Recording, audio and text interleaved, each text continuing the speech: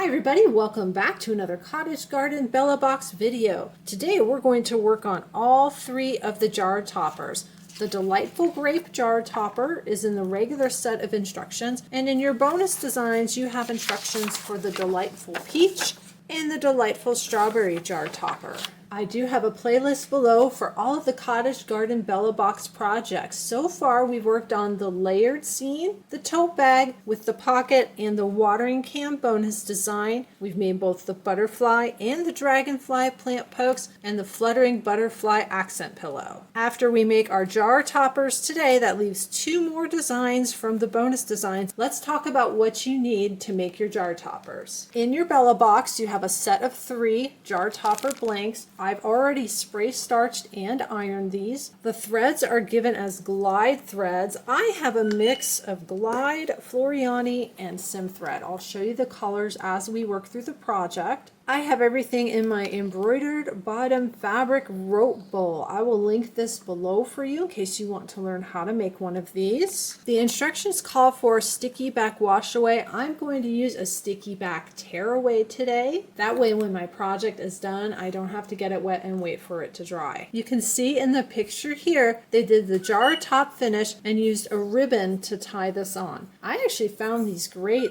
ball wide mouth jars in Michael's, and they have pictures of fruit on the front. There's grape, looks like apple, pear, strawberry, blueberries. I think there's a peach and something over here, I'm not sure.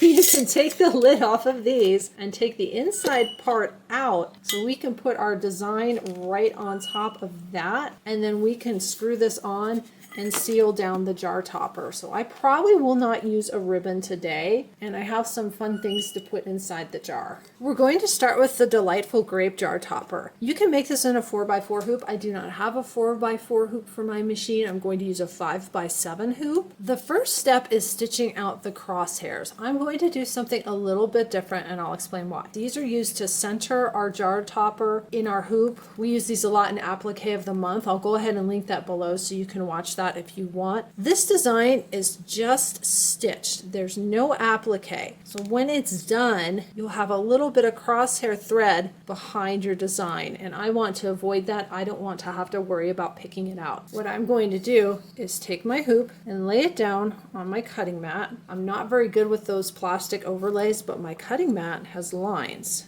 So here's a line. I've got a notch here and here and here and here. Now I can actually see the center, and if you want to do this, you could also take something like a post-it note. Here's a post-it note, and put that down. And I've got a water-soluble pen here. You could trace and make those lines a little bit easier to see. So I'm going to use this to center my design. We're going to start with hooping our stabilizer. I'm using this new Abro thread self-adhesive tearaway. I've already cut pieces for my 5x7 hoop. If you're using a sticky back tearaway or a sticky back wash away, one side is fabric-like, the other side is paper. I believe Kimberbell's sticky back wash away has a glossy paper. You want the paper side up. If you've never hooped anything like this before, really loosen your hoop. You need extra space because it's got that paper on it. So you'll put that down, put your top hoop on, and you might have to kind of get up on your tippy toes and press it down really good. Make sure it's down all the way, and then you're going to want to tighten it. You can't like pull it to tighten it because it's paper. Just make sure you go ahead and get your screwdriver and get this tightened. You're also going to need a pair of scissors or something somewhat sharp that you don't mind if it touches paper or touches something sticky.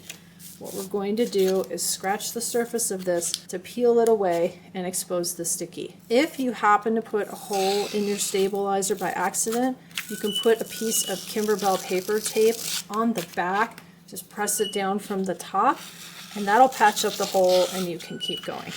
So lightly scratching, not like shoving it down and trying to get a hole into it, and then you peel it away. And sometimes it comes away in one nice big piece, but most of the time you've got a bunch of little pieces and you have to fuss with it a bit. If you want to stitch out the crosshairs, you can go ahead and do that. Again, I'll link applique of the month below. We stitch out crosshairs all the time for that. We'll pretend we stitched out our crosshair, and we're going to prep our jar topper for the hoop. When you look at your jar topper, you'll notice that it's got a side where the ends overlap. That's going to be the top of my design. I'm standing over here because when I put this on my jar, I want this to be at the back of the jar. So that's the top of my design. We're going to fold it in half, and I want to keep that fold at the top. I'm going to fold it right there, and then I'll go ahead and match up all the edges, and we're going to finger press. And then we'll fold again, and we finger press. This is going to help us place our jar topper centered in our hoop. I'm going to grab my little sticky note. I had to move that out of the way. Put it back on the lines on my mat to help me see where the center of my hoop is. This is sticky side exposed. I'm going to line up the line here, down here, and then this one right there. I can see the line right here and right here. This is taking the place of the stitched out crosshairs. I'm going to grab this. Now the way I folded it, it's going to need to come down and then open. So I'm going to use the upper, what for me is upper left. You'll look at your crosshairs and place your corner. And you can also line up just by looking at your hoop. I think most of the regular hoops have notches. Got a notch. This is lined up. There's a notch. A notch. This is lined up. There's the other notch. I'm going to press that down, unfold, and I'm using that line on my cutting mat. Make sure I get that as straight as I can. That looks good. And then we'll go ahead and unfold this way, and you can kind of look at it and see if you've got it centered. It looks pretty centered to me. I'm going to go ahead and press that down. I've got about 1/4 of an inch of lace on the inside of my hoop here and here. And visually, I've got about the same amount of space here and here. That looks good. This is in the center of my hoop. I'm ready to go over to my machine and load my first design. I'm on my Baby Lock Meridian. I have these files saved to my machine. I was trying a few things as far as fitting them all in one hoop, which I could do, but then I had to figure out how to center them all. So I settled for one at a time. It's so much easier. We're going to start with Grateful for You. The design comes up centered on my machine. I'm ready to go. These jar toppers have no fabric applique. We're just going to be stitching today. They stitch up pretty quick. My machine says 11 minutes for this one. We're going to start with the color Aloe, and we're going to stitch out the leaf fill. Going to switch to the color Thyme and stitch out the stem details. Next is the color Amethyst. We're going to use 3 purples. This is the lightest of the 3. We're going to stitch out the light Grapes fill. That's all stitched out. We're going to switch to the darker purple. It's called Raven. If you're using the Glide colors, we're going to stitch out the dark Grapes 1 fill. Going to switch to your medium purple, that's Lilac if you're using Glide, and we're going to stitch out the medium Grapes 1 fill. Switch back to Amethyst, which is your light purple. We're going to stitch out the light Grapes 2 fill. Switch back to Raven, which is the dark purple. We're going to stitch out the dark Grapes 2 fill. To your medium purple, that's Glide Lilac, we're going to stitch out the medium Grapes 2 fill. Back to the dark purple, which is Raven, and we're going to stitch out the dark Grapes 3 fill. Back to Lilac, which is your medium purple, and we're going to stitch out the medium Grapes 3 fill. Switch to the light purple, and we're going to stitch out the light Grapes 3 fill. We have 2 more things to stitch out. We're going to stitch out the word Grateful in Raven, which is the dark purple, and then the words For You in Amethyst, which is the light purple. I'll go ahead and run those 2 steps together. Dark purple first, then light purple.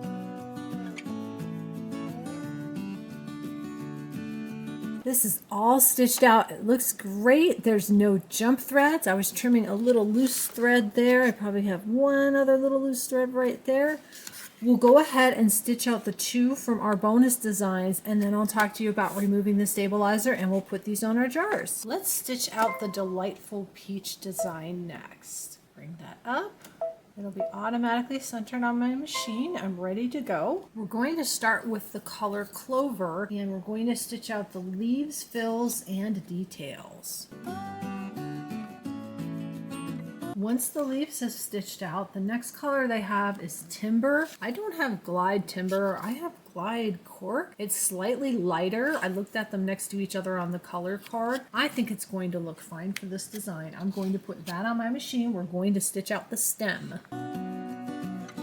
Switch to Latte, and we're going to stitch out the peach detail.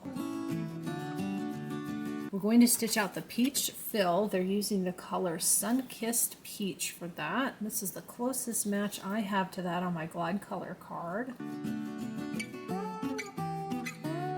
Next, we're going to stitch out the words Pretty and Peach in the color Clover.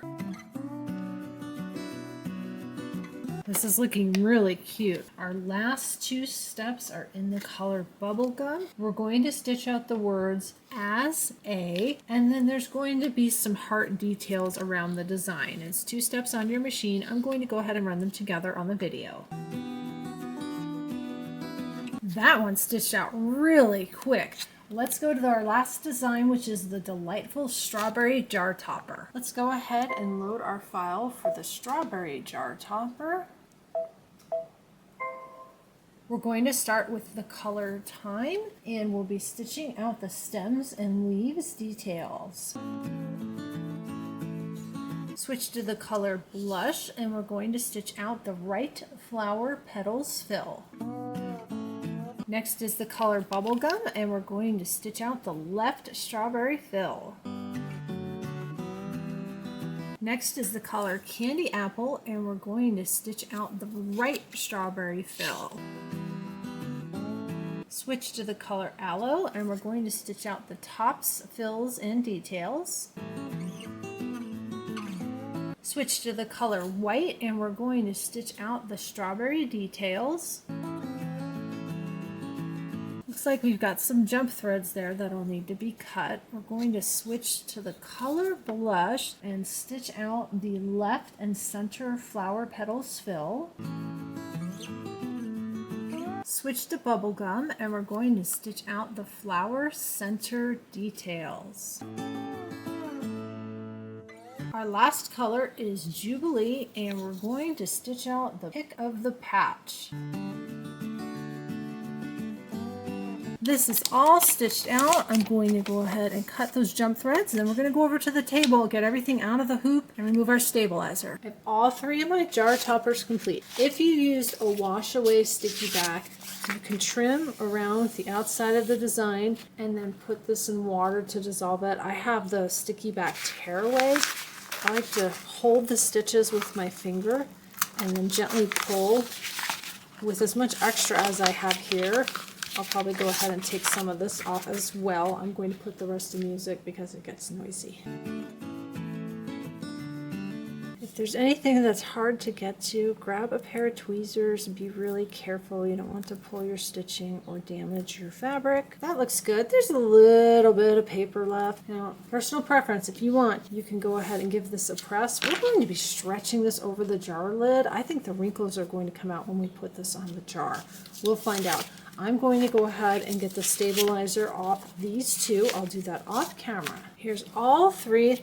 The spot that was the hardest to get stabilizer out of is right in here. I went ahead and left it. If you've got that water soluble, you'll be able to get rid of everything. Let's grab one of our jars. I'm going to take the lid off, and we'll talk about using ribbon as it's listed in the instructions and what I'm going to do today. If you're using ribbon, you take your jar, center your design, and put a rubber band over it. You can see that most of the wrinkles do smooth out. I wouldn't worry about ironing these. Once you've got the rubber band on it, you can tie on your ribbon. I'm going to screw the jar lid back on. Let's look at what I brought to put in the jars. I do lots of other crafts. I already have button jars. I think these would make great button jars if you've got a button collection. I have some of this shredded paper at a craft project I haven't gotten to yet. I've got pink and green, and I have a lot of these little collars with pom-poms. I use these for trim on pillows and cross-stitch finishing. Let's stuff the jars. Let's start with the palm trim. I think it'll all fit in a jar. Another thing you could do is look on YouTube. Some people do things in these jars. They set up little scenes and they put in fairy lights and they make them all fancy. So there's always something you can do with an empty jar. Let's see how much of this I can fit in here. Too tight a squeeze. I'm going to take some out and I'll just put these back in the bag. These jars have that picture on the front of the fruit. I'm going to face that towards me. I've got this one ready. Here's the design. Here's the front of the jar. It took me a minute to figure it out and get it where I wanted to go. I'll show you how to do that on the next one. I'm going to set this part to music because there's going to be some serious crinkling noise. By pure coincidence, these colors coordinate really well with what we're doing. I've got the pink. I'm going to use that for the strawberry, and the green with the peach.